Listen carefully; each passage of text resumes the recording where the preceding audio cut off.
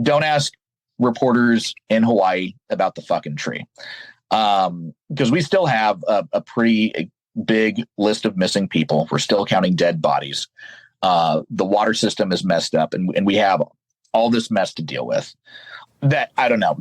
We can include this. We can not. It's just. I'm including it now. I'm going to put it up at the top. We're going to do it old. We're going to do it old school. I'm going to put it up. I'm going to put this separate up at the top, and then the title of this is just going to be "Fuck That Tree." Fuck that tree, and then the intro music, and then we'll get into the real episode. People will love it.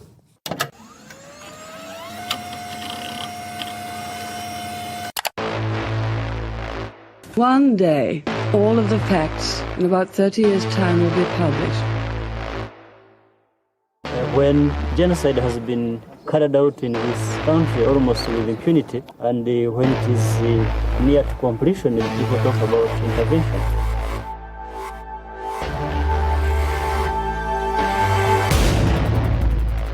You don't get freedom peacefully. Freedom is never safeguarded peacefully. Anyone who is depriving you of freedom isn't deserving of a peaceful approach.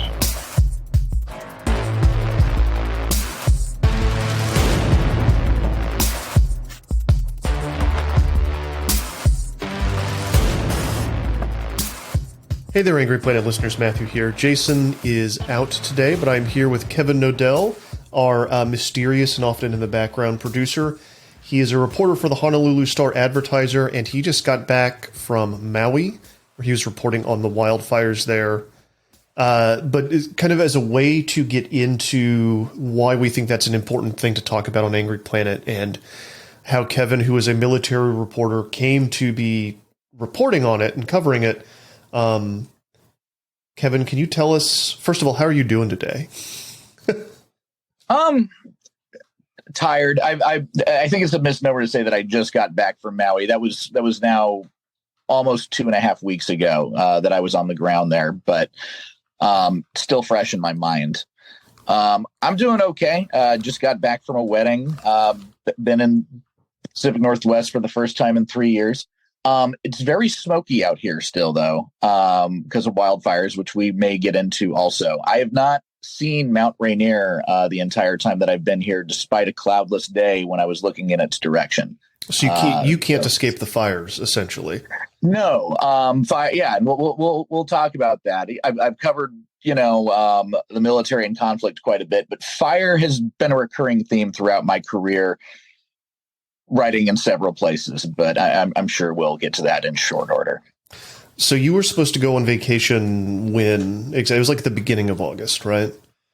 Right. Well, I was supposed to go to California for a week where I was going to be working on a story there / kind of working remotely before I went on vacation, like real vacation for 2 weeks immediately following. And it was just a situation where there was something connected to a story that I was already working on happening down in California right before I was set to go on vacation. And I asked my editors, hey, since this is happening, would you object to me just leaving, working remote, and doing that? Because it would just make travel a lot easier. It just lines up perfectly.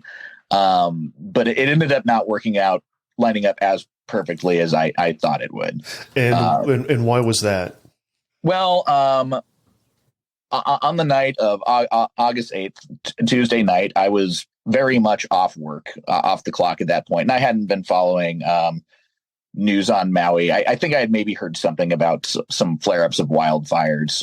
But by later that night, I get a call from my editor saying, hey, Lahaina is on fire. Like, the town is currently burning down as we speak. And we may need to send you over to Maui pretty shortly. And the next day it was decided, the next day we're waking up to just this horrible news of the entire town having burned down and quickly. And I'm looking at my phone and seeing all the videos of what had happened. And it was quite a shock to, I was bracing myself because I had heard about it the night before, very late, but seeing it was completely different. And within the next day, I was on the ground reporting. Why are you the one that they called? What is it in your background that makes this something that you'd have the right perspective and experience to cover?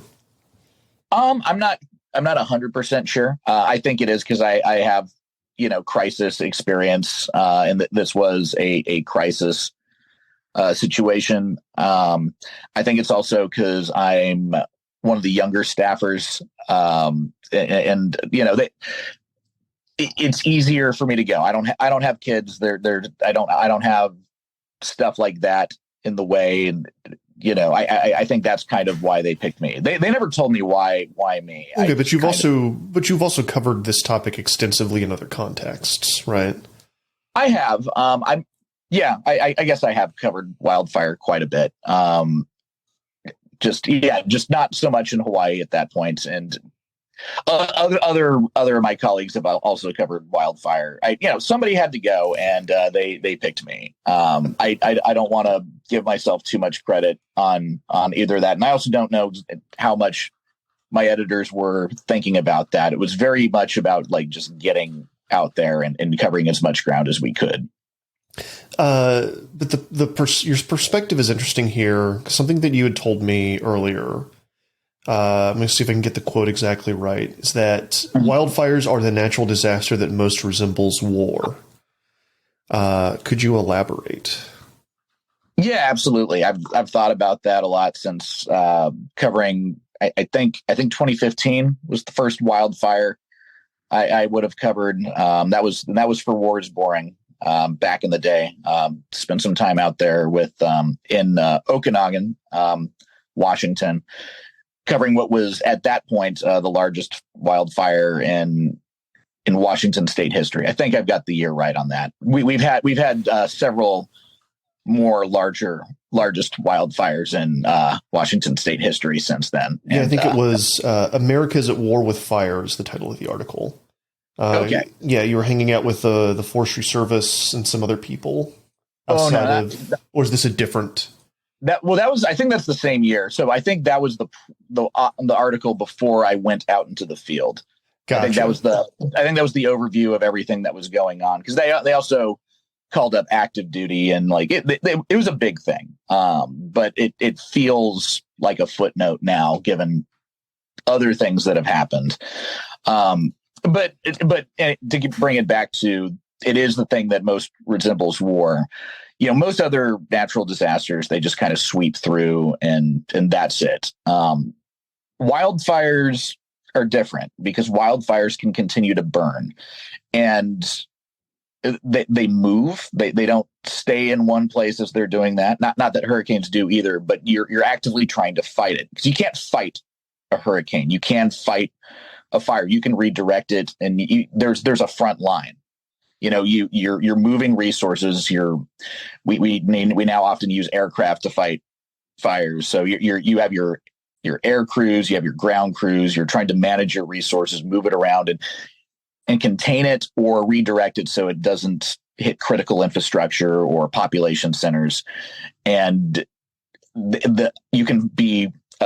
A hurricane will come through, and it'll come and go. You can be battling one wildfire for days, weeks, or even months, depending on its scale and depending on if it spreads or breaks apart. It's where you actually battle it. That's why we call it firefighting. And the damage it causes is similar to what a war does, right? Or like a prolonged, or at least like a bombing campaign, or were someone to burn down a city. Yeah, I couldn't help but think about that when I actually saw Lahaina in person. It was difficult getting out there because there were lots of roadblocks, and they really were not letting people in. They really didn't want people to come in, and they were not really jazzed about journalists getting in there either. A few people were able to sneak into the town, Lahaina town center itself, early on and get past the roadblocks. Me and the photographer I was working with, we didn't get into the city center, but what we did instead to get through the roadblocks is we hitched a ride with one of the aid convoys that was going through the town, not down to Front Street necessarily, but making our way to the Ritz-Carlton, where they were kind of collecting aid and redistributing it to people who had lost their homes or anybody else who was struggling. Because even if your home miraculously survived, you didn't have electricity. And within a few days, we found out also the water system was pretty much melted and contaminated and is unusable there. And also in Maui's upcountry happened. We'll get to this, but there were 3 fires simultaneously going on the island when this whole thing started. Why didn't they want journalists in? They just they didn't want a lot of cameras around. Also, there were bodies in there. There was death. We still don't really know entirely the scale. That they're still searching the wreckage. It's like there's around 400 missing, right?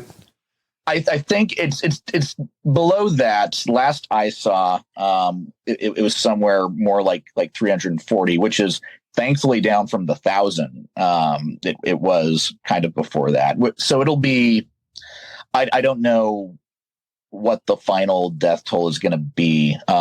Early on when I was on the ground, the official death toll was 36 confirmed, but the numbers that I was hearing from people were closer to 200 plus. I'm sure we could look up right now what the current one is as of this recording. It's north of 100 as of this recording, I believe. Yeah. Yes, absolutely north of 100. I think the last I saw was 115. I'm on vacation right now, but also trying to follow it to the degree that I can before I go back and get back to work next week. So can you tell me about what your immediate impressions were, what you saw, what you were thinking and feeling as you entered the town? Yeah. I'd been to Lahaina before, just a little bit of background on the town itself. It's a very old city. We don't have a lot of remaining towns in Hawaii that have that kind of old Hawaii architecture. I mean, you can also argue about how old it is, because a lot of it is kind of from the whaling era and the plantation era. So it's very westernized, or was very westernized, but it's old. It's wooden architecture. It's not Waikiki. It's not big towering condos. I mean, there's big towering resorts, but most of that's north of the town and is out of town by design, so that people can go in and enjoy the cute little touristy town. There was some reporting early on from national and international media. I think it's improved, but talking about how this popular resort town burned down. But Lahaina is not merely a resort town. One, because lots of local people live there, but it used to be the capital of the Hawaiian Kingdom. It was where the whaling industry was based. It became a major agricultural hub. It's kind of the entire history of Hawaii. You can kind of look at in one place and how it's changed. The only thing it's missing is a major military installation. That's kind of the only thing it doesn't have. But it's just got this really unique history and this unique blend of stuff. And as I was coming down the hill looking at it, and I'd kind of seen a few pictures, but it was just really striking to see how gone it was. It was just husks of ash. There were a handful of buildings that had survived, and even or partially, but most of it was just flattened, absolutely burnt to a crisp.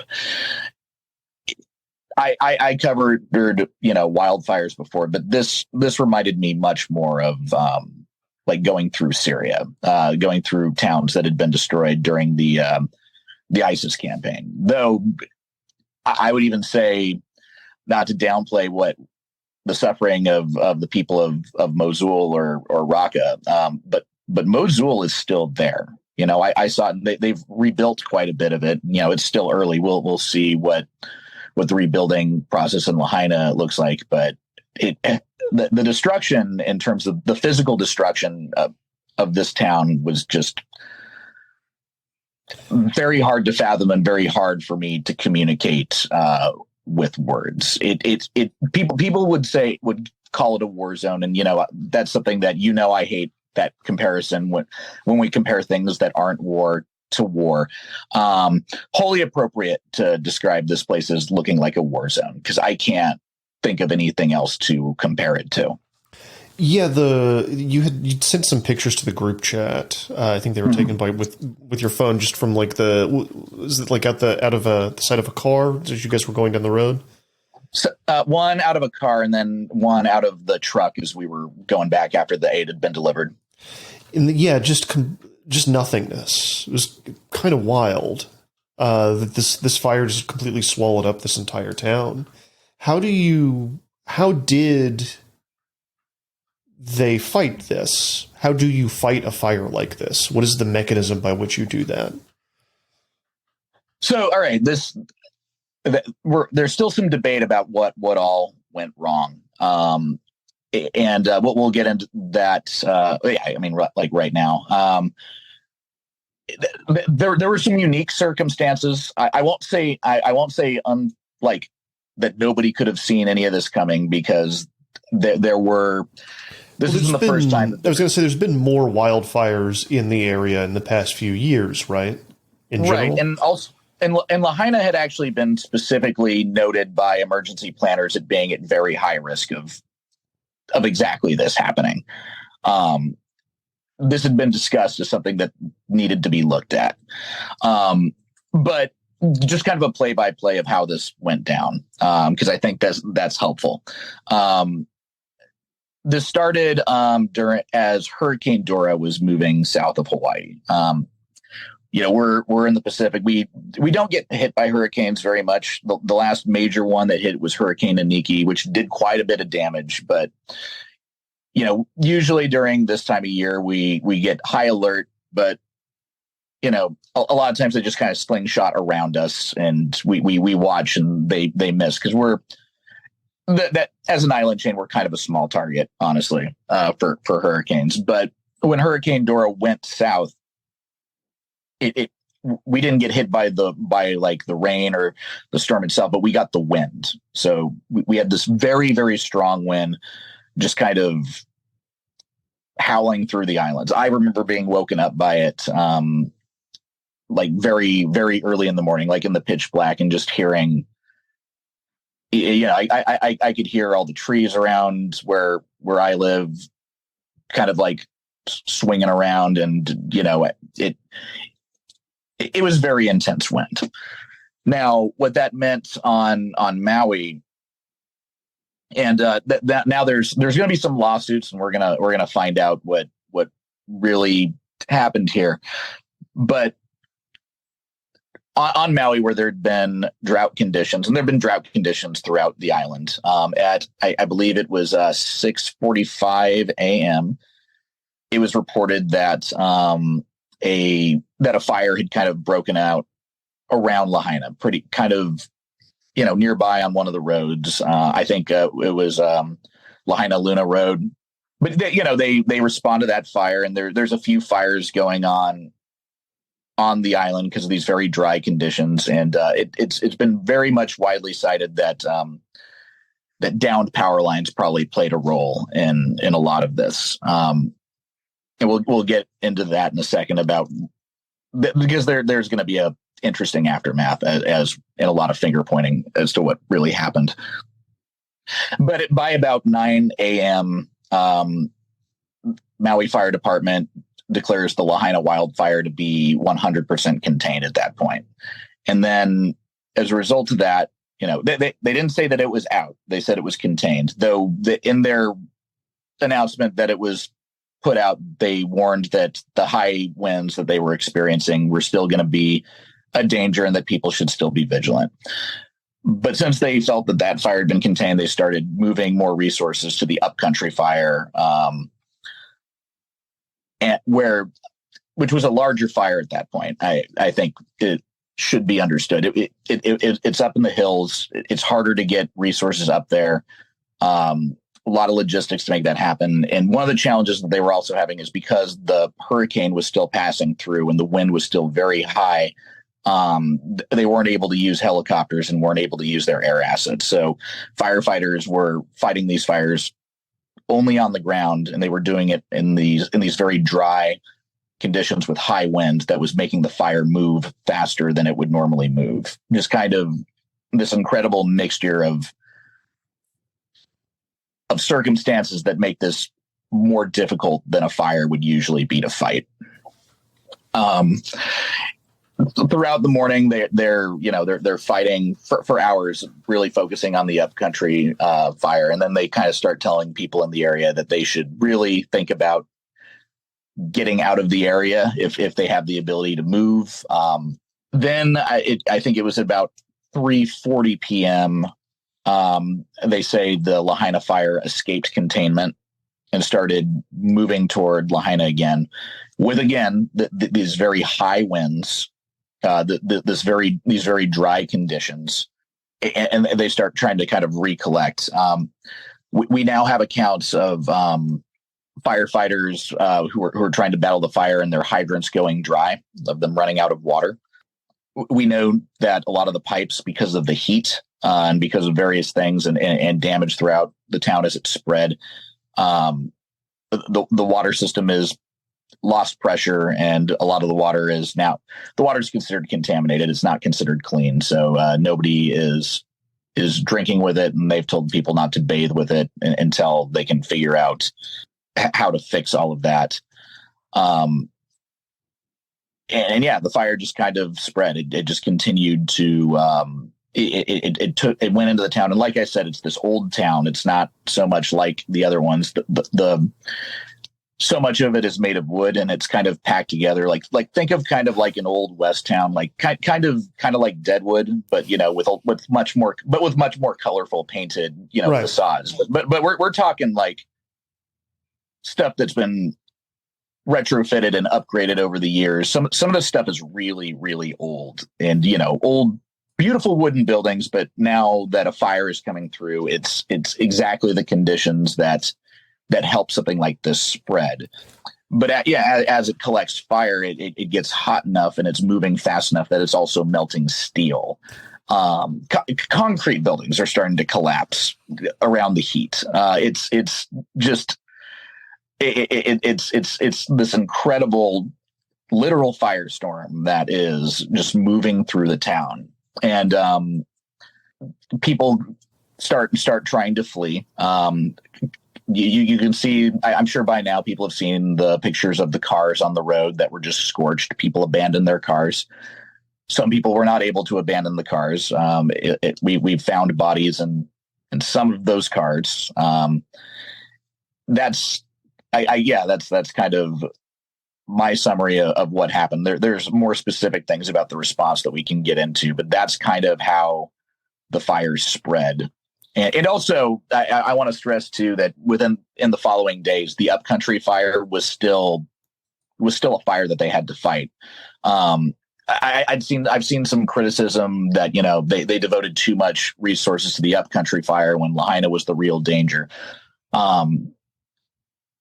We'll see what happens, in these investigations, but the upcountry fire was still a fire when I was there, and has continued to be an issue, and flare-ups have continued to be an issue. And there was recently another evacuation even this week from another area because of another fire. So like these dry conditions this is not a thing that happened. This is a thing that is happening. Like 342, they closed that road down between the highway and the bypass.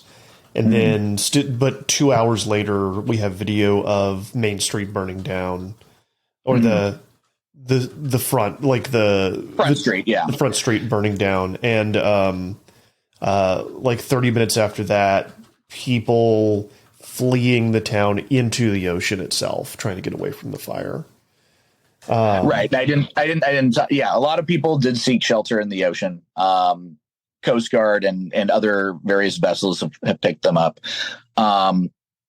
It's been kind of a debate right now about how many people may or may not have died in the ocean. There just aren't really good numbers. That I talk to people who swear they saw bodies floating. There are a lot of officials who say, like, no, there were not a lot of dead people in the water. I don't really know what to make of that right now, but I want to acknowledge that both of those things are positions that people have taken. So what is now that we kind of know like a timeline of events for the immediate fire, like what does it look like to battle this thing? Didn't sound like it was going super well. Obviously there's a lot of infrastructure problems contributing to this. Do we want to talk about that first? Actually, can you tell me about like downed power lines and a complete loss of water on the island of Hawaii? Yeah, well, not the on the islands of Hawaii. Sorry, yeah. Yeah, that's okay. That's okay. I'm sure you get that all the time. Yeah, I do. No, we all get to learn a little bit more about the geography of the Hawaii Islands. This is good. We get to learn more. People should know. Yeah, I mean, we're still understanding how some of this happened, but now the Maui County has now launched a lawsuit against Hawaiian Electric, saying that this was caused by the down power lines, and though now they have responded by saying they will be forced to go to court and prove that Maui County is actually the most responsible and that they are not. And we're going to see how that goes.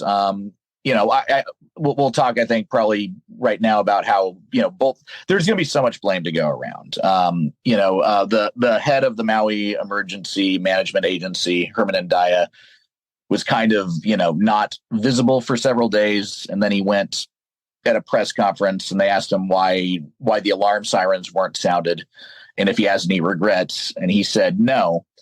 And he resigned the next day for health reasons. We'll see what people ultimately decide. That there's several investigations going on right now to see what they ultimately decide about Andaya's decision there. His explanation, I'll say, is not the stupidest thing I've ever heard, but it certainly didn't go over well. Maui has a very comprehensive warning system. It is called the all hazard siren systems.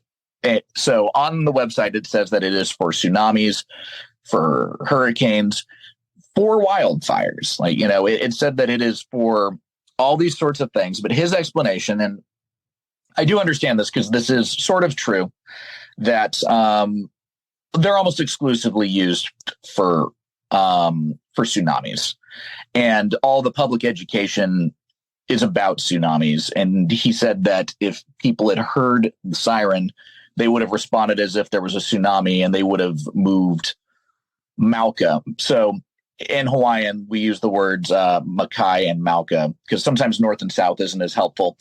Makai means toward the sea and Mauka means toward the center of the island. The fire was coming from Mauka. So his argument is if people had heard sirens, they would have moved toward the fire.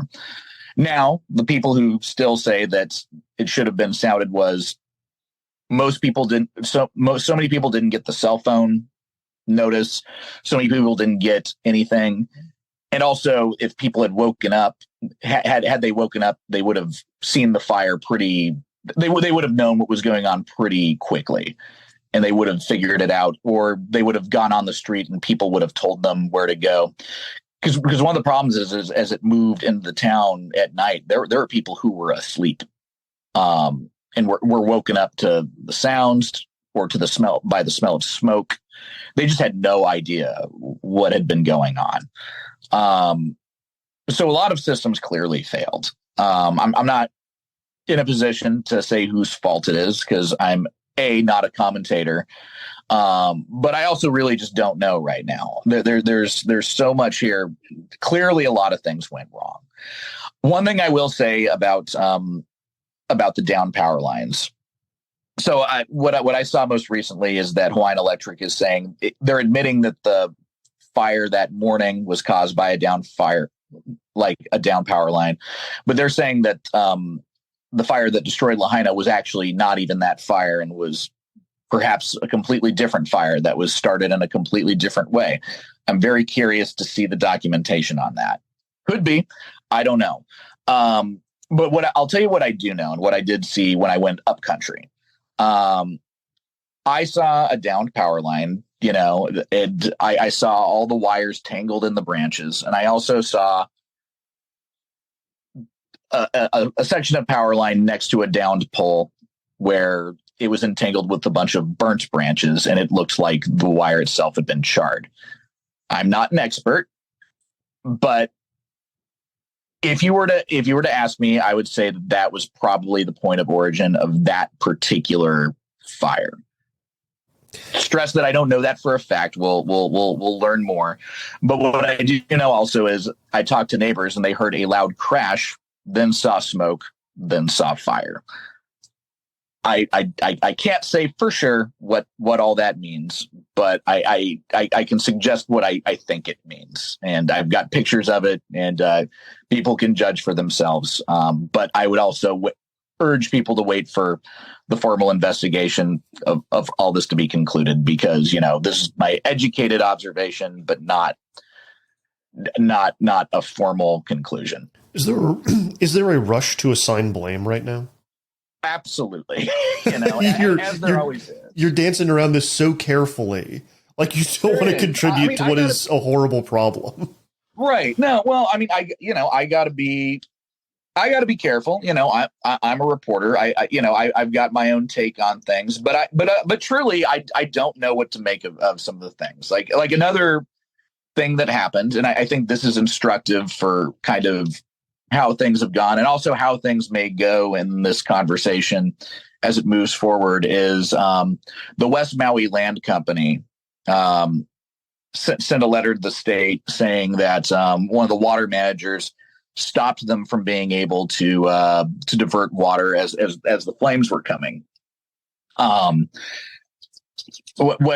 kind of supposedly happened was that he told them, you need to get permission from the upstream users, which was, I think it was from a taro, like a native Hawaiian owned taro farm upstream.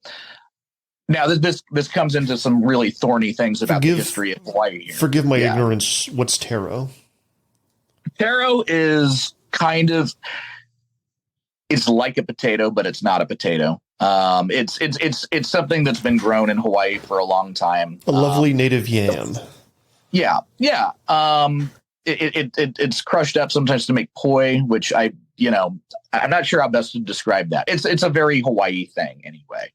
And they're grown in these kind of watery, not quite like a patty, but just envision just kind of a nice, like, watery little. They're pleasant places to visit. It's nice, and and you can make really good hash browns out of taro. That's what I like making with it. But you can make all manner of things from taro. I'm very pro taro personally, but sorry, is it like? Oh, sure. Compared to sweet potato, is it like similar to sweet potato? Like, what are we talking here? No. Its texture is a lot harder. Okay, so more like a typical russet potato, but like firmer than a potato. Even firmer than a potato. Okay. Yeah, I'm comparing it because it's definitely in the same like category of, right. but it doesn't. It's okay. We could spend a long time. So, Look up taro farming. It's an interesting thing, and there's a lot of interesting things about in Hawaii. But what I was bringing it to, because this is kind of where that becomes an issue, is this issue of water rights and who gets to control the water. Because this goes back to that was a traditional crop, but the sugar plantations ended up taking a lot of the water away from taro farmers and away from that sort of thing to really focus irrigation on their crops. Private land, because the Maui Land Company, it manages a lot of water resources for people, but it's a private entity. It's not a public utility.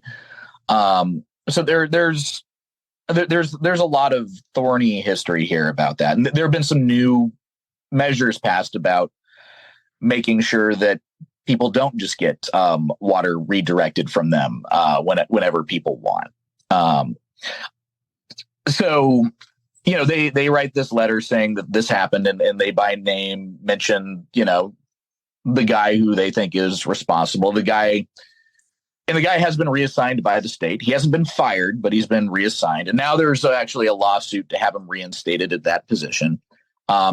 Groups like the Sierra Club and some of the other environmental groups and Native Hawaiian groups have said, you know, this seems like the Maui Land Company is exploiting a tragedy to blame this guy for, you know, a lack of water because they don't like the new water policies.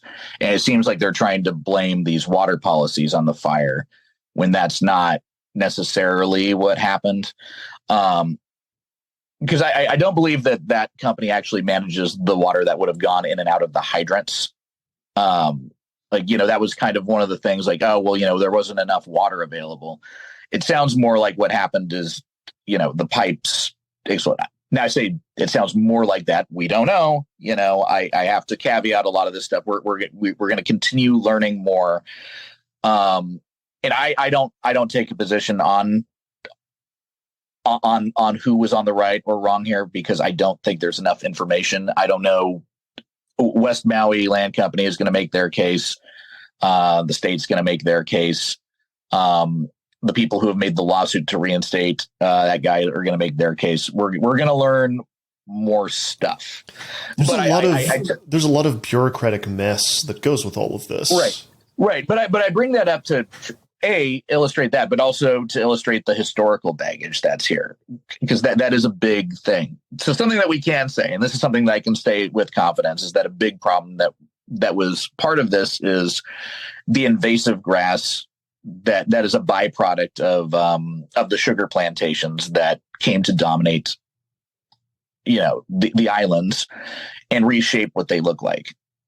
Because Maui in Lahaina in particular used to have this used to be a wetland. You know, these were wetlands, and that's also why taro was very popular out there because, you know, people used the water, people used the land, but it looks very different than it did all those years ago. And if anybody doubts this, like, you know, you can read, like, first of all, there's the oral history of the Hawaiian people who tell you what it looks like, but you can read the early contact, you know, like Captain Vancouver, what the Brits saw, like British Royal Navy when they first came there, they saw it and they wrote about it, and they wrote about Lahaina as having, like, being lush, being watery, and being this very green, very full of water area. They did not describe it as brushlands that would have easily caught fire necessarily. Right, it's guinea grass, I think, is one of the things that's being blamed. One of the many things that's being blamed, which is like I think African Yemen, pretty dry grass that easily catches fire. Mm-hmm. Is in my limited understanding. Okay, so that's kind of, I think that's good background for, like, the politics and the actual fire itself. What do you do? So what do you do in this situation if you are a firefighter and you have no water, or you have limited water, or a complete lack of water pressure, and this thing is spreading around? Like, what do you do to fight this? At a certain point, you have to cut your losses and flee, which is what a lot of them were. In Lahaina, at least, they were forced to do once they found out that they didn't have it. They also lost some fire engines in the fire. You know, a lot of the firefighters that were there, they were from the Lahaina, you know, engine. A lot of them lost their homes too. You know, they were. Nobody should suggest that they were not invested in putting out that fire, because they were, the guys on the ground were 100% invested in fighting that fire, and they had everything to lose just like everyone else. And a lot of them have, they've lost the same things. And it's been, you know, I didn't talk to many of the firefighters, but some of my colleagues in broadcast media. We've also colleagues at the paper. We've written about people, lots of coverage in Hawaii media about what it was like to fight those fires from the firefighters. But you can tell it's emotionally difficult for them, not only to have lost that, but to have not been able to fight it, to have pointed the hose at it and had nothing come out, and to just be completely powerless in the face of something so massive. Well, one thing I will say, this wasn't from a firefighter. This was one of the people who escaped told Cindy, the photographer that I was working with on the ground, that, as he was fleeing, that not only the heat, but the sound of this massive fire, he said that it was like running from a dragon. Jesus. All right, Angry Planet listeners, we're going to pause there for a break. We'll be right back after this. All right, Angry Planet listeners, welcome back. We are on with Kevin Knodell. All right, so kind of as you teased at the beginning of this conversation, you're in the Pacific Northwest, you're on vacation, but you have not escaped wildfires. The smoke from one of them is wafting in, making your life very lovely. Sure seems like there's been a lot of fires lately, Kevin. Yeah, and why ever would that be? It's like I said earlier, it's been something I've worked on a bunch. It wasn't necessarily something I sought, but it's found me. Whether it be covering various military bases or in Iraq and Syria, and it's out there was a little bit sometimes ambiguous whether it was a wildfire or whether it was a fire set by ISIS. ISIS took credit for some of that, so I think there was intentional burning of crops. There was that sort of stuff. But I think, and this is where we get into the thing that becomes so politically charged, unfortunately. Whether it's there, whether it's anywhere else, the common thread in a lot of these places, whether there's invasive species or not, is more drought, more heat, and less water. There's a thing that we're seeing in a lot of places. There's wildfires right now in Louisiana. There's wildfires across Europe. Obviously, up in Canada, that's where a lot of the smoke I'm getting right now is from. But also some smoke. I was told from Spokane. I haven't been following all the wildfires. It's hard to keep track of all of these. It's becoming a bigger issue. It's ubiquitous. They're a part of our life now. I mean, they've always been kind of growing up in the American West. It was always something that was there, but it's not. It's different than it was. How is it different than it was? Is it more frequent, more intense? Both. Fire is, and you have to remember that fire is a phenomenon. It's in its own way kind of natural. Prairies, the western forests, lightning strikes can start a fire. Throughout the history of the region that I'm in right now, like Hawaii, a little bit different, though I don't think that we can say that there's never anything natural out there. Fire is just a thing that exists. Fire is neither good nor bad. It is not evil. It doesn't have any, it is not malicious. Even though I compared it to war because it moves and it is more like any other natural disaster, like a war. You have an enemy, but it is not a malicious thing. It does not seek to destroy anything in particular. I think something every summer when I was growing up, my family used to go to the Wallowa Mountains in Eastern Oregon, and we would pass by a mountain range called the Blue Mountains. And I actually looked this up to confirm whether this is true. I can't confirm one way or the other, but oral history is funny this way. So I'm just going to tell people this with the caveat that maybe this isn't true, but I was always told that this was true. I was told that they were called the Blue Mountains because smoke made them look blue, and that's what the indigenous people called them, that smoke from around the area. And I've been thinking about this because Eastern Oregon, anytime I went out there, the air was always just a little bit smoky. And it was actually a smell that I came to associate with, not bad memories necessarily. People would be barbecuing out there, or there would be bonfires or fire, or, chimney smoke. There was always just a little bit of smoke in the air, and controlled burns in some of the farms. Fire can be good for the soil. It revitalizes the soil. It adds nutrients. Fire is just part of the West. It's not inherently good or bad, but there's just a lot more smoke right now.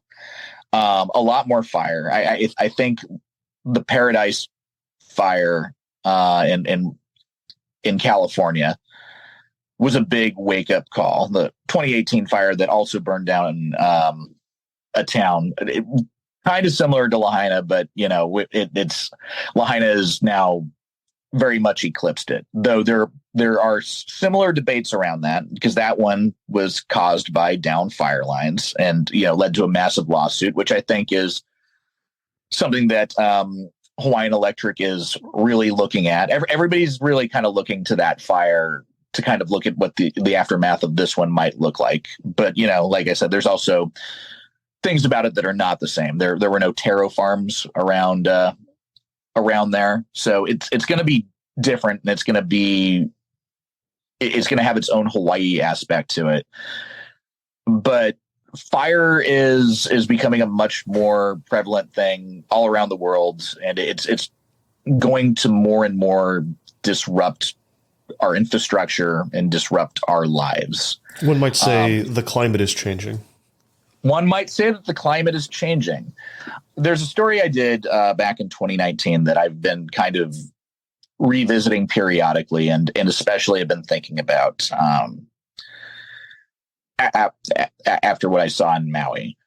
I don't know if everybody remembers when the Trump administration at the time wanted to redirect a lot of defense funding to fund the border wall.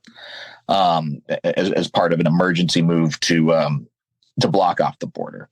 I was asked by Crosscut, which is a nonprofit news organization out in Seattle based, out in Washington State, to look at programs that were on the cutting block out here. And I was looking at a few of them, and various other reporters reported on what the projects were. But one that I looked out at the Yakima Training Center, and they had two. One was a vehicle maintenance facility that they were going to lose out on, and the other one was upgrades to their facility's fire department. And I ended up calling the facility, and weirdly enough, I actually just got like the commander of the facility on the line, because it's a small facility. They didn't really have a lot of resources at the time. When I asked for his name at the end of the conversation, he told me, like, "Oh, I'm just the guy who runs the entire thing." But what he told me, I asked, if these were going to be problems for the base, and he said, "Yeah, especially the fire department." And I was expecting him to say the maintenance facility. And I said, okay, why is that? And for people who are not familiar with the Yakima Training Center or the Yakima area, also kind of a dry, deserty area, but like a lot of brush, and surrounded by a lot of ranches and that kind of thing. Soldiers who trained there call it Yakistan, and it was a very, very well used training area during the Guat years, because it very much resembled the sorts of terrain that they would be going to. Looks a lot like Kandahar. But what the commander told me was, we have perhaps more training related fires than any other facility that the U.S. military has. That's what he said. I don't know if that's true, but I actually asked a few other people, and they said, yeah, that sounds about right. Just because of what they have out there. And it was very important for them that they be able to put out fires, and also that their fire department be able to pitch in neighboring firefighters. Like firefighting resources get spread so thin, and everybody needs to pitch in. They had actually had a massive fire on that had started on that range called the Range 12 fire. It had started out as a result of training, and it spread and jumped jumped the training area, jumped the highway, and started burning down actual farmland. And it led to the Army being sued to the tune of quite a bit by some of the neighboring ranchers and farmers. And that was a major concern for him, both because, it's bad to have that sort of thing happen. You don't want to burn down your neighbor's stuff. That you don't want to burn critical farmland and infrastructure in the area. But yeah, he also said, any time we even have like a spark, we really got to stop training here. And if we don't have the ability to stop that, it disrupts military readiness, but also fires here. And whether it's training related or not, because there are non-training related things. It could be a lightning bolt. It could be just sometimes things just get really hot and things just burn. And he said, we need that. We need to have the resources to be able to do that correctly. And if we don't, then this training area becomes borderline not usable for us. And the reason I bring that up is to bring up that, this is stuff that is a national security issue. It really is, or a global security issue, really, because this is happening all around the globe. I think when we talk about climate stuff and historically when we've talked about this or talked about pollution or talked about issues like this, it's always been, like save the whales, which doesn't resonate for a lot of people because they don't see whales that often. They're just not attached. Like, oh, save the polar bears. They're cute and that upset people for a while, but then they kind of lose track of that. Save this random bird somewhere that I've never heard of and don't care about. That's so much of what drives these conversations. But I think what we're starting to see now is that it's not just coming for that stuff. It starts with burning down the forests that people have wanted to hike in. And, that's very sad. But then it's starting to come for the farms that grow our food. And now it's burning down the towns, people's homes and the people in them. They're coming for the places and the people that we love, not just for animals or stuff like that. And it's starting to really, really come here now. One thing that was really interesting to me about actually the response, so many people, one of their first questions was like, is the banyan tree okay? And for people who don't know, so like there's a very large, very beautiful, big tree in Lahaina. I'm not even going to say was, because it might actually, it was outwardly charred, blackened, but there's signs that it might actually still be alive. And I don't want to discount this entirely because, we've done some local coverage of it. And, that there are some people who had said, like, this would be, if it's alive, it would be a powerful symbol for this town if it is able to be rebuilt. That being said, if you're listening to this, and if you're somebody who listened and you asked me about it, I'm not mad at you individually, but don't ask me about the fucking tree. Don't ask reporters in Hawaii about the fucking tree. Because we still have a pretty big list of missing people. We're still counting dead bodies. The water system is messed up and we have all this mess to deal with. It's a lot less important than this tree, which I have to also point out is not a native tree. It was planted. It's part of like the whole settler experience. I mean, I'm a settler too, whatever. I'm not anti all of that. There's a lot of history that was lost, like this, but we really need to be thinking about people right now and also about like repairing the land itself, not this one tree. And it is genuinely been shocking to me how people just seem to have blurted out that particular one thing, and like that was an area of concern. It's the one thing they know about it's one thing they know about the place, right? Like that's, I guess, which is weird because like I've been to Lahaina and like that was not one of the things that stuck out to me. I mean, I guess I kind of remember it, but like that just was not that big of a thing. We have lots of banyan trees on also on Hawaii Island and a bunch of them on Oahu. There's some banyan trees near where I live. They're also big and impressive too. That's just kind of my thought on this. I'm not going to go so far as to say fuck the tree. I mean, I think I already did say that earlier. You did basically. I did say that. I hope the tree is okay, and I hope that it lives. I do.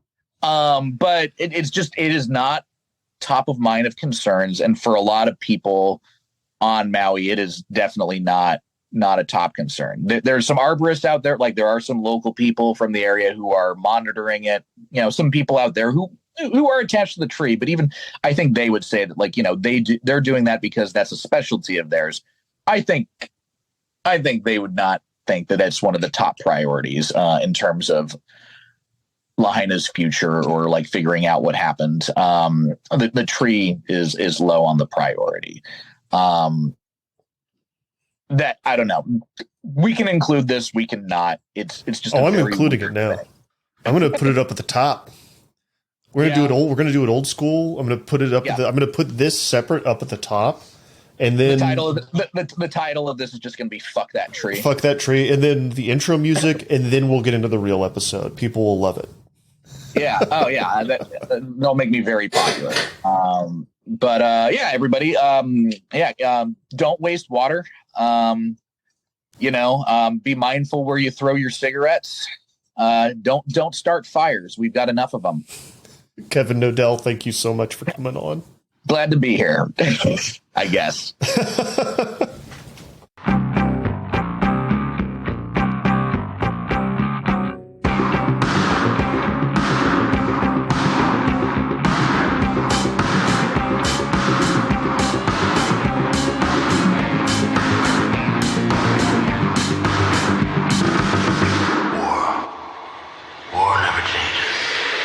That's all for this week, Angry Planet listeners. As always, Angry Planet is me, Matthew Galt, Jason Fields, and Kevin Knodell. It's created by myself and Jason Fields. Thank you to the subscribers who go to angryplanetpod.com or angryplanet.substack.com and kick us $9 a month to keep us going. I know August was a little bit light.